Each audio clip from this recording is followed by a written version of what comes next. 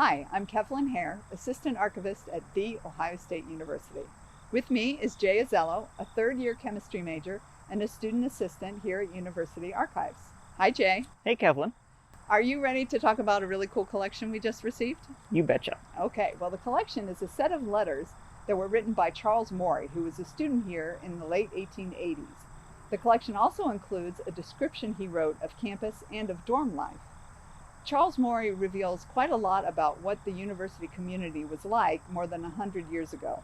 And I'd like Jay to help me compare what student life was then to what it is now. So Jay, tell me first a little bit more about Charles Morrey. From what I can tell, Charles Morrey was one of 4 children born to John and Mary Morrey, living in Morgan County, Ohio.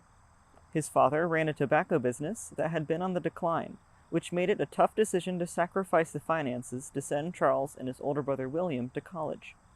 Both sons graduated, though, William in 1888 and Charles in 1890. All right, let's talk about campus while the brothers were here. At the time, there were only 2 dorms, the north and south dorms. Neither had indoor plumbing, and the rooms were heated by kerosene stoves. Tell me more about how the brothers lived and what campus was like in general. For starters, campus spanned from 10th Avenue to Woodruff Avenue, and only had roughly 24 buildings, including the 2 dorms. While room and board were free, there were no dining halls, so all of their food they had to buy and cook themselves. As you can imagine, care packages or jars of food from home were much more valuable because of this. Charles estimates that there were only about 300 students enrolled when he first arrived. This led to what seems to be a more cohesive student body, as students were frequently referred to by first names only in the lantern, implying almost everybody knew each other. They would often borrow money from friends, and even had closer relationships with professors than we do today.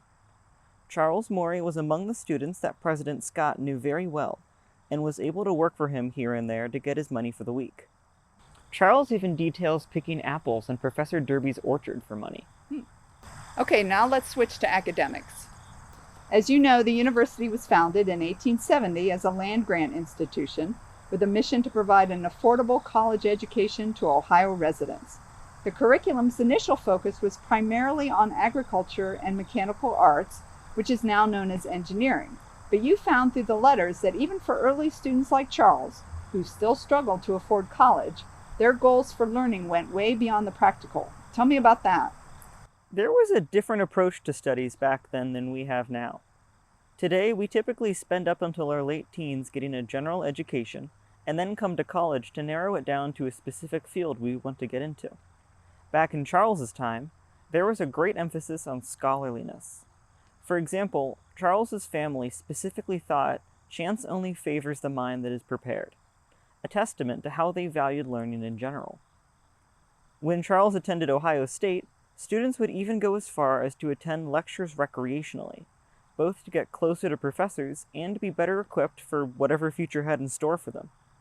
A lot of the lectures Charles mentioned centered around religion, like Professor Orton's lectures on the Bible and the history of the Hebrews. Okay, so tell me about your general impressions of what student life was like back then. If anything, these letters show us the ways that students in the 1880s connected to life around them. People put a lot more weight into their interactions, since they were harder to come by. They didn't have the same ease of travel that we have, and neither did words. The reason that we're even able to read these letters today is because of the care that Charles put into being able to communicate with his parents. Today, words like these would be lost in quick text messages. Not only was communication much harder, but health was more important, as they weren't as medically advanced as we are. Many letters started with the reassurance that they were in good health, and not just as a courtesy. After William, Charles's older brother, went down with typhoid fever after graduating, he had to take months to recover.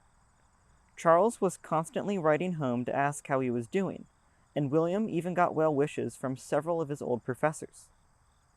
Of course, today we can chat almost instantly, and our healthcare system is much more robust.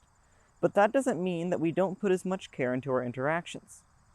What Charles and his letters show us are the many ways that Buckeyes showed compassion back in the 1880s. And that allows us to track how that's morphed into the ways that we show compassion to each other today.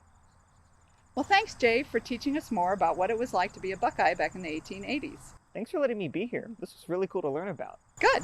I'd also like to thank Benson Hart, who graciously donated the letters written by Morey, and I'd like to thank you for taking a few minutes to learn more about them with us. Thanks.